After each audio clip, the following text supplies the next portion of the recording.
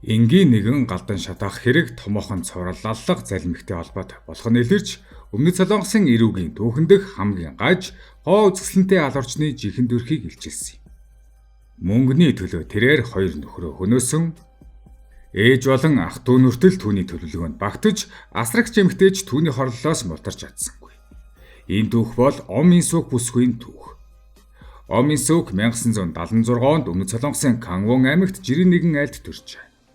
Тэрээр нэг ах нэг дүүтэй төрөлхийн царайлаг гоо зөксөлнтэй нэгэн байсан. Тухайн үеийн Солонгост гоо сайхны мэс засал өнөөгийн шиг хөгжөөгүй, гэр бүлийнхэн санхүүгийн боломж дундаж байсан тул гоо сайхны тусгай арчилгаа хийлгэх боломжгүй байсан. Омын сүх 20 гаруй наснда туранхай метр 72 см өндөр цайвар арьстай, царайны зөв төрхтэй намуухан зөөлөн хоолойтой их л даруухан төлөө харагддаг байж. Өгөөмөр дөлгөөн гэрийн эзэгтэй байхад тохирох мэд төрхийг санагдуулдаг байсан. Гэвч гадаа төрхөөсөө тис өөрөөр тэрээр сурагч байх үеэс л асуудалтай нэгэн байв. Ахлах сургуульд байхдаа ангийнхаа хүүхдүүдийн мөнгийг хулгаасны улмаас сургуулиа солихоос өөр аргагүй болсон. Төгсөөд их сургуульд оролгүй Сөүл хотод ирж даатгалын компанид борлуулалтын ажилтнаар оржээ. Даатгалын компанид ойролцоогоор 9 сар ажилласны дараа тэрээр нүүлгэлтийн компанид ажилладаг 26 настай анхны нөхөртөөгөө танилцсан хурдан дотносож хамт амьдрах болсон байна. Анхны нөхөр нь ачаа зөөвлөгчийн ажил хийдэг орлого багтай хүн байв. Харин Омын сүх ихэд бардам тансаг хэрэглэн дуртай, заавал сайн зүйлс эдэлж сайхан хувцаслаж, сайхан хооллохыг хүсдэг нэгэн байлаа. 1998 онд 22 настайдаа тэрээр анхны нөхөртөөгөө гэрэлснээр удалгүй охинтой болжээ. Омын сүх ажлаа орхиж хүүхдээ гэртээ харж эхэлсэн байна. Гэвч нөхрийнх нь өчүүхэн орлогоор амьдрах нь дөнгөн данган хүрэлцэхтэй байсан бөгөөд энэ нь түүний тансаг амьдралыг хүслийг огт хангаж чадсангүй. Ингэснээр мөнгөний асуудаас болж тэд байнга маргалддаг боллоо.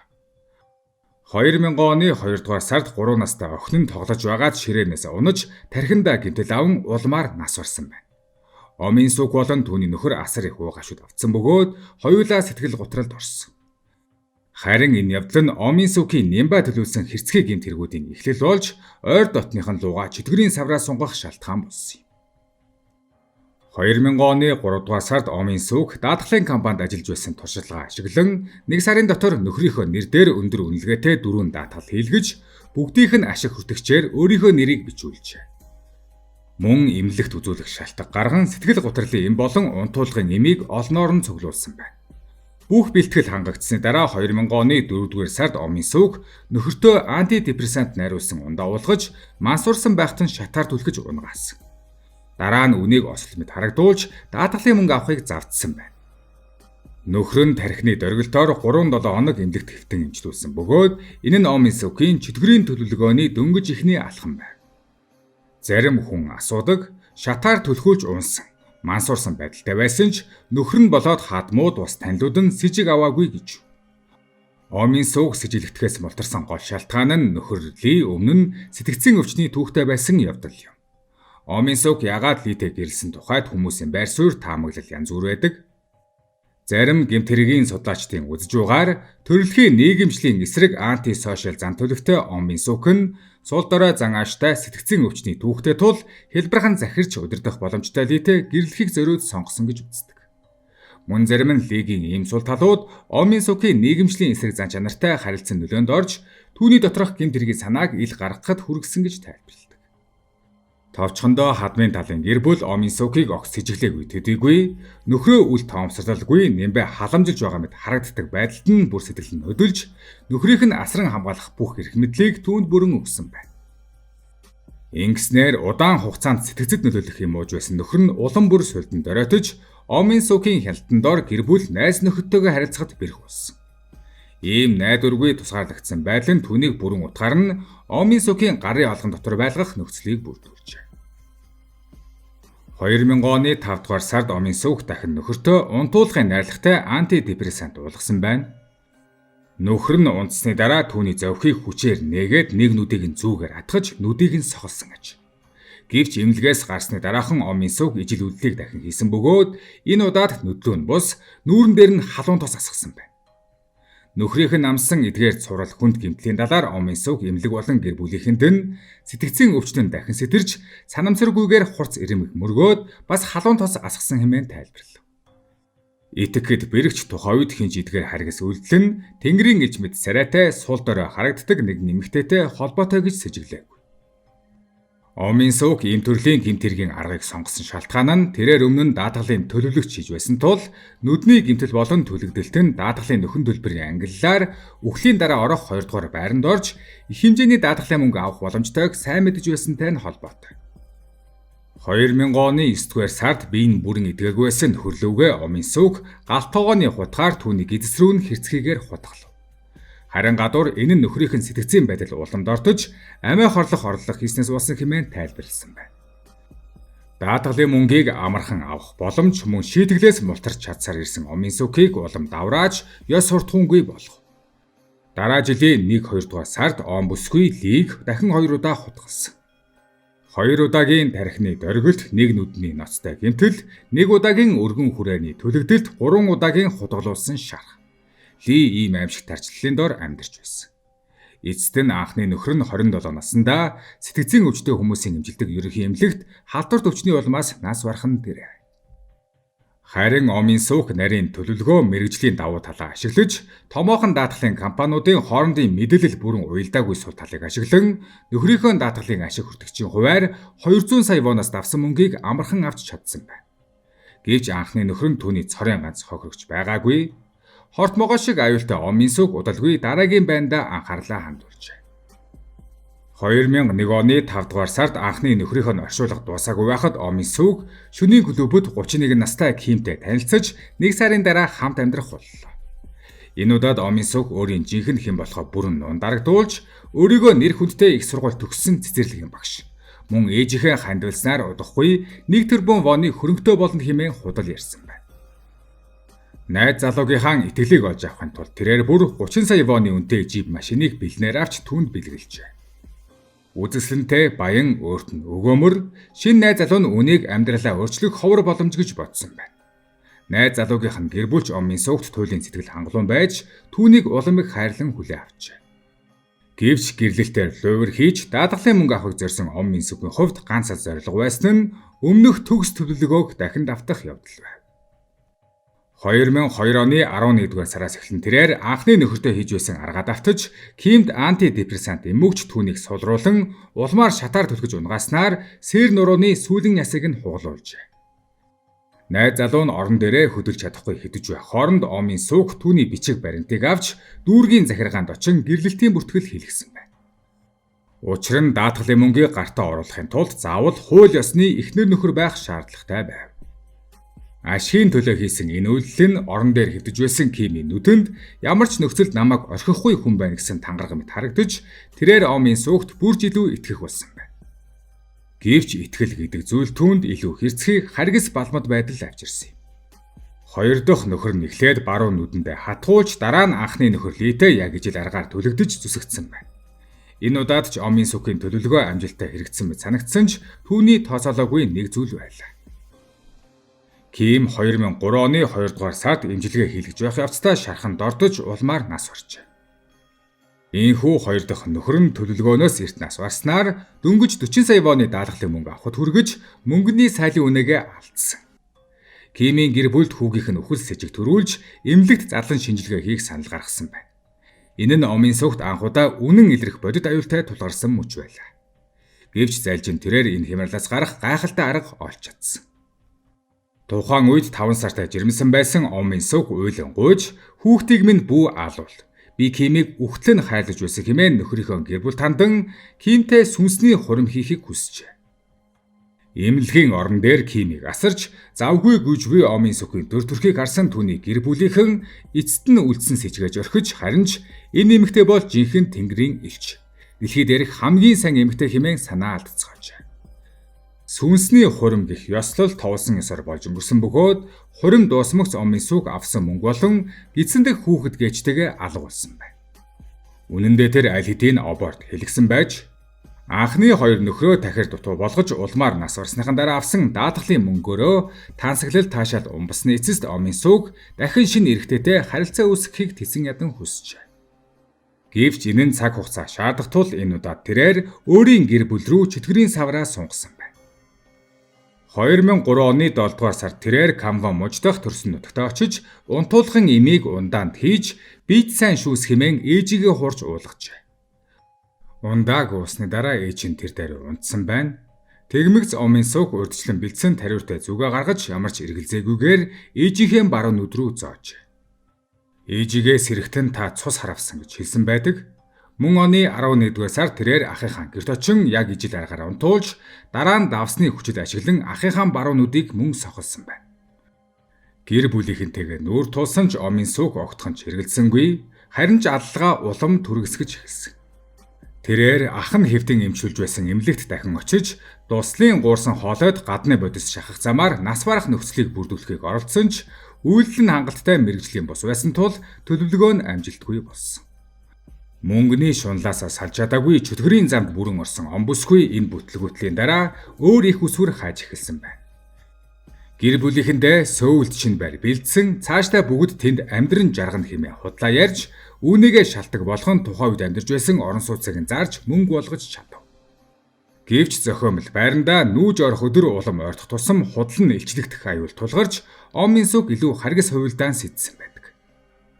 2005 оны 1-р сард бүсгүй ах トゥ хоёртоо унтуулгын эмтэй ундаа уулган унтуулж дараа нь өрөөнд доторх хүнжлийг шатааж тэднийг шатаахыг оролдсон байна.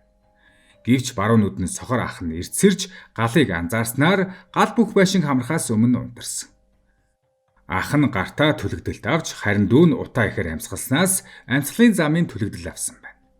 Гэсэн ч энэ удаад Омын сууг даатгалын компаниас 204 сая воны нөхөн төлбөр авч чаджээ. Омын суугийн сэтгэлгээ маш нэмбай байсан. Тэрээр ах болон ээжийнхээ даатгалын ашиг хүртэгчийн нэрийг өөрийн нэрээр бүртгэхийн оронд ээжийнхээ даатгалын ашиг хүртэгчээр ахыхаа нэрийг, ахыхаа даатгалын ашиг хүртэгчээр ээжийнхээ нэрийг бүртгүүлсэн байдаг. Нэг нь сохор нөгөө нь хөдөлгөөний хязгаарлалттай ийм хүмүүс аж даатгалын мөнгө нэхэх хүлээ. Энэ аргаараа даатгалын компани сэжигч зайлуулж бүх мөнгийг ганцаараа төвөггүй авсан байна. Байшин шатсны дараа очих газаргүй болсон Омын сууг энэ удаад гэртэн цагийн үйлчлэгчийн ажил хийдэг байсан Жан гэдэг эмэгтэйг зорьжээ. Тэрээр танаа гэрт нэг сар түр амьдраад дараа нь явна. Тэгвэл чиний хэдэн сар аваагүй цалин бүгдийг нөгөөд дээрээс нь талархлын мөнгө нэмж өгнө хэмээн амласан байдаг. Гэвч бодит байдал дээр хэдийгээр тэр хэдэн зуун сая воны даатгалын мөнгө авсан ч Жаны цалин хэдэн сар дараалан өгөөгүй байж. Магадгүй тэр анханасаа энэ мөнгийг төлөх бодлого байсан биз? Үнэнийг огт мэдэхгүй байсан Жан дараалан тохиолдсон гэр бүлийн гай зовлонд нэрвэгдсэн сул дорой өрөвдөлтөй харагдах энэ эмэгтэйд багахан инрэл төрж өөрийн дөрвөн хүнтэй айлд түүнийг амьдруулахыг зөвшөөрчээ. Гэвч инрэл өрөвдөх сэтгэлд ч хязгааргүй. Дөрвөн хүнтэй айл өөрсдөө аль хэдийн давч байхад Омын сууг нэмэгдснээр байдалч бүр эвгүй болсон. Жаны нөхөр хүүхдүүд ч гэсэн амьдрахад төвөгтэй болсон байна. Үүн дээр нэмээд амлсан цалин нь огт өгөгдөөгүй тул Жан эцэст нь хатуу шаардлага тавьж товсон өдөр заавал нүүхийг шаардав. Омын сууг урд өмнө ийм доромжлол шахалтанд орж үзээгүй нэгэн тэрээр мухралд ормогцоо уур хилэнгээр дүүрж анханасаа төлөвлөгөөгүй байсан өшөө авалтыг боловсруулжээ. Өмнөх гэмтэргүүд нь бүгд маш нарийн хүйтэн тооцоотой байсан бол энэ удаад ганцхан сэтгэлийн хөөрөлөөр хийсэн үйлдэл нь эцэстээ түүнийг баригдахад хүргэсэн. Жаны гэр бүлийнхэн унтаж байсан өглөөөрт Омын сууг асаагураар асаасан ачуурыг зочны өрөөний буудан руу шидлээ. Гэр тэр дороо галд автаж Жаны нөхөр амнаас алдаж харин Жан болон хоёр хүүхэд нь хүнд гэмтэн эмнэлэгт хүргэгдэн эмчлүүлж эхэлв. Өмнө нь өөрийн байшин шатааж даатгалын мөнгө авдаг байснаас ялгаатай нь энэ удаад Жаны нөхрийн үхэл эд хөрөнгийн сүрэл нь Омын суугт ямар ч бодит ашиг авчираагүй. Энэ бол цэвэр өшөө авалтын улмаас хийгдсэн бүрэн утгаараа сэтгэлийн хөөрлийн гэмт хэрэг байлаа. Тодорхой хэмжээнд өшөө авалт нь биелсэн ч Жан амьд үлдсэн нь Омын суугийг маш их түгшээж байв. Өөрийнх нь байшин шатсан учраас Жанид нүүж ирсэн атал Жаны байшин ч мөн шатсан. Хоёр галын хооронд ердөө 1 сар л өнгөрсөн байлаа. Үүнийг осол гэж үзэхэд хэтэрхий сэжигтэй байсан тул цагдаа нар гал түмрийн хэргийг шалгах явцдаа тухайн үед Жаны гэрт амьдарч байсан Омын суугийг зайлшгүй дуудан байцаалтанд хамруулах болжээ. Үүнээс цааш байдал муугар эргэж болзошгүйг ойлгосон Омын сүгт Жанд сүүлчийг маш харгас цохилт өгөхөөр яаран шийдсэн байдаг. 2005 оны 4-р сард Омын сүг эмнэлгийн яралтай тусламжийн шатны хонгилд бензин асгаж дахин гал тавихаар завджээ. Гэвч энэ удаад түүний аз дууссан байв. Эмнэлгийн хяналтын камер түүний үллийг тодорхой бичиж авсан байна. Өмнөд Солонгосын Сөүл хотын Каннам дүүргийн цагдаагийн газар эмнэлгийн яаралтай шатанд нэгэн эмэгтэй гал тавьсан тухай дуудлага хүлээн авч газар дээр нь очин Омын сүгийг галдан шатахыг завдсан хэрэгт сэжиглэн баривчлалаа. Гэвч мөрдөн шалгах ажиллагааны явцад цагдаа нарт ноцтой хүндрэлүүд тулгарч эхэлсэн юм. Мөрдөн шалгах байцаалтын явцад Омын сүг байнга хачин хөдөлгөөн хийж өөртөө бовтнон ярин туйлын их төгссөн байдал үзүүлэх эсвэл гинэд ухаан алдан унах зэрэг авир гаргаж байв. Гэвч хэд хэдэн удаагийн эмнэлгийн үзлэг шинжилгээний дараах дүнгээр түүний биед ямар нэгэн эмгэг өөрчлөлт илрээгүй, гинтийн өвчин туссан шинж тэмдэгч байгаагүй. Омын сүг хэлэхдээ охиныхоо үхлээс хойш сэтгэл санааны хувьд ихэд доройтсон. Галын оч харах бүрдээ өөрийн ирэхгүй гал тавих хүсэл төрдөг хэмээн тайлбарлсан байна. Гэхдээ энэ үгсэн тайлбар биш байлаа. Цагдаа нар Омын сүгийн ойр хүрээллийг шалгаж эхэлвэ. Түүний гэрлүү залхахад уцыг нь дүүн авсан аж дүүн эхэндээ баг зэрэг дуугүй байснаа зориг гаргасан мэт цагдаад ийн хэлсэн байна. Манай эгчийн ойр орчмын хүмүүсийн толгой дээр дандаа л муу зүйл тохиолддог. Хин ч энэ этгээд өгүүлбэр олон жилийн турш үргэлжилсэн ховорхон тохиолдох цуврал заллин аллагын хэргийг нээх түлхүүр болно гэж төсөөлөөг. Цагдаа нар Омын сүгийн эмнэлгийн түүх даатгалын нөхөн төлбөрийн бүртгэл зэрэг бүх мэдээллийг наривчлан шалгаж үзэхэд түүний эргэн тойронд ижил шалтгаанаар нас барсан эсвэл хүнд гэмтсэн нийт 8 хүн байсныг илрүүлжээ. Харин Омын сүгийн авсан даатгалын мөнгө нийтдээ 596 сая вон хүрч байсан байна. Ингээд 2005 оны 4-р сард цагдаа нар Омын сүгийг албан ёсоор баривчлав. Үнэн дээр түүнийг баривчлах үед тэрээр аль хэдийн шинэ байг олж нэгэн эрэгтэйтэй үерхэж байсан гэж. Цагдаа нар их хэмжээний даатгалын мөнгө хаашаа орсон талаар асуухад Омын сүг охиноо алдснаас хойш хүн дэлбэрийн сэтгэл готролд орж улмаар хууль бус мансууруулах бодис донтсон бүх мөнгөө тийм бодис худалдаж авахд зарцуулсан хэмээн мэдүүлв. Түүний мэдүүлэг үнэн эсхийг шалгахын тулд цагдаа нар шээс болон үсний сорьц авч үндэсний шинжлэх ухааны судалгааны хүрээлэнд шилжүүлсэн байна. Шинжилгээний дүнгээр Омын сүгийн биед ямар ч хоригдсан мансууруулах бодис илрээгүй. Гэсэн ч Омын сүг байр суурь өөрчилсөнгүй, тэрээр ямар ч бодис илрээгүй шалтгаан нь би их хэмжээний шээс хөөх им ууж мансууруулах бодисыг биеэсээ бүрэн гадагшлуулсан учраас тэр хэмээн зүтгэсээр байв. Гэхдээ хууль бус мансууруулах бодис донцсон хүн ийм хэмжээний нарийн нямбай төгс төлөвлөгөөтэй цуврал гэмт хэрэг зохион байгуулж чадна гэж. Үүнээс гадна түүний мөнгөний урсгал санхүүгийн гүйлгээнүүдэд мансууруулах бодисын наймаатай холбоотой ямар ч улмөр илрээгүй. Иймээс цагдаа нар Омын сүг анханасаа ял хөнгөрүүлэхийн тулд жүжиглсэн гэж дүгнсэн байна. Ом бүсгүй 3 хүний амьнасыг хөнөөж 5 хүнийг хүнд гэмтээсэн бөгөөд үүнд түүний бусад хулгайн хэрэгүүд ороогүй. Жишээлбэл 2 дахь нөхрийнхөө хүүтэй хамт эмнэлгийн өрөөнд твтэж байхдаа эмчилгээний зардалын төлөө 1 өрөөнд байсан өвчтнийг хутгалж түүний кредит картыг хулгайлан 90 сая воны эмчилгээний төлбөр төлсөн байдаг. Мөн ахыхаа эмчилгээний зарлыг төлөхдөө тухайн үеийн найз залуугийнхаа картын мэдээллийг хулгайлан ашигласан байна. Бүсгүйг баривчлахад тэр шинэ найз залуугаасаа жирэмсэн хугацаанд 6 сар хүрээгүй байсан ба Омын сүг баривчлагдсан тэр үед хүүхэд золджээ. Төгс нийгэмчлийн эсрэг зан төлөвтэй хэмээн нэрлэгддэг Омын сүг шүүх хурлын явцад галдан шатаалт ам хохироосон болон хүнд гэмтрэл учруулсан нийт 9 хэрэгт буруутгагдан насан туршийн хорих ял сонссон байна. Тэр одоогоор Чонжу хотын эмэгтэйчүүдийн хорих ангид хоригдож байна. Баривчлагдсныхаа дараа Омын сүг нь томоохон гэмт хэрэг судлаач профайлеруудын судалгааны объект болжээ. Тухайн үед бүсгүйг PCLR буюу Anti-Social Personality Test-ээр 40 оноо буюу дээд оноо авсан гэгч яриа тархсан. Бүсгүйн хэрэгт илэрсэн гол зан авируудын шинжүүд нь нийгэмшлийн эсрэг зан төлөвтэй байсан. Түүний гэмт хэргийн урдл шинжүүд өсвөр наснаас нь илэрж эхэлсэн. Тэрээр ангийнхаа хүүхдүүдийн мөнгийг хулгайлаа зогсохгүй, нас барсан эцгийнхээ дансанд үлдсэн мөнгийг нууцаар гаргаж авсан, мөн ээжийнхээ инжиний мөнгөнд хүртэл гар хүрч байж. Бүсгүй багасаал тогтсон ёс суртахууны ойлголтоос бүрэн хүнд ирсэн нэгэн байж, өөрийн хувиа хичээсэн хүслийг хангахын тулд юу ч хийхээс буцахгүй, ичхүр гэмшил гэх ойлголт түүнд бараг байгаагүй. Хоёрдугаарт өөрийн давуу талыг ашиглан хүмүүсийн сэтгэлийг удирдах аргаа маш сайн мэддэг, түүнээсээ таашаал авдаг байлаа. Тухайн үед хэргийг хариуцсан ажилсан мөрдөгчийн хэлснээр омын сүг сул дорой мэт харагддаг, нүдэн цэвэр тунгалаг, анхаарал болгоомжгүй байвал хинч түүний төрөгдөлд амархан автах төрхтэй байж. Мөрдөгч бүсгүй юу хийснийг нь мэдсэн ч ийм тэнгэрийн элч мэт царайтай хүн үнэхээр ийм хэрцгий үйлдэл хийсэн гэдэгт итгэхэд бэрх байсан гэдэг. Бүр түүний хоёр нөхрийн амьд үлдсэн ойр дотныхан хүртэл үүнийг сонсоод удаан хугацаанд итгэж чадаагүй гэдэг. Тэр гэмтэргүүдээ давтан үлдэх явцдаа хүмүүсийн сэтгэлийг удирдан тоглож, ихэнхийнх нь итгэлийг бүрэн олж чадсан.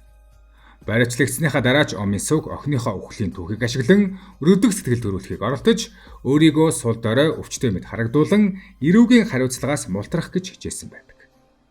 3 дугаарт ом бүсгүйд үндсэн хүнлэг чанар, инэрэнгүй сэтгэл огт байгаагүй. Өөрийн хувийн хүслийг хамгийн хурдан, хамгийн амархан аргаар хангахын тулд тэрээр гэр бүлийнхэндээ хор хөнөөл учруулах даатгалын луйврын аргыг сонгосон. Тэр эдгээр гэмт хэргийг гэр бүлийнхэндээ асар их өч хонзон тээж байсан учраас хийсэн үү гэвэл үгүй. Ом бүсгүй хүүхэдтэй болгож өгсөн нөхөр олон 10 жил хамт амьдарсан гэр бүлийн гишүүдтэйгээ ямар ч сэтгэл хөдлөл холбоо мэдэрдэггүй байсан. Түүний нүдэнд тэд зүгээр л мөнгө солилцох хэрэгсэлтүүд үзүүл байж, тиймээс ч сүүгэр хүний нүдийг дахин хатах үедээ тэр өчүүхэнж эргэлзээ тэнэгэлзлэл үзүүлээгүй. Хэрвээ хүний нийгмийг нэгэн үйлдвэртэй зүйрлвэл нийгэмд хааш зан төлөвтэй хүн нь үйлдвэрийн заримдаа гаргадаг дефекттэй бүтээгдэхүүнтэй адил. Ийм залуу төлөвтэй хүн эрүүл хүнээс илүү өндөр магадлалтайгаар гэмт хэрэгт уруу татагддаг гэдгийг харуулж байна. Омын сүг насан туршийн хорх ялавсан учраас хизээч шоронгоос гарч чадахгүй байж магадгүй. Гэхдээ бид шоронгийн гадаач, гадаа төрхөрөө сахиусан тэнгэр мэд харин дотоод зан авир нь харгас омын сүг шиг хүмүүс байгааг мэдэхгүй маа.